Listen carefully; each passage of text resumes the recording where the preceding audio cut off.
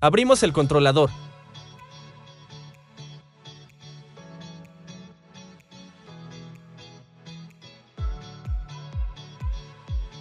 Podemos seleccionar el PDF desde una ruta.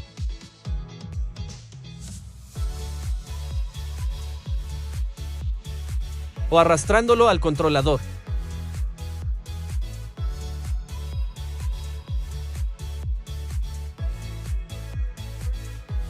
Modificamos algunas opciones y ejecutamos.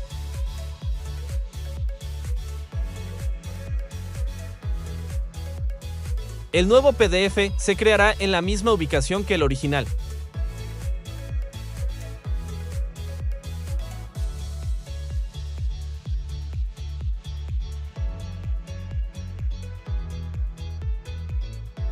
Podemos seguir probando configuraciones.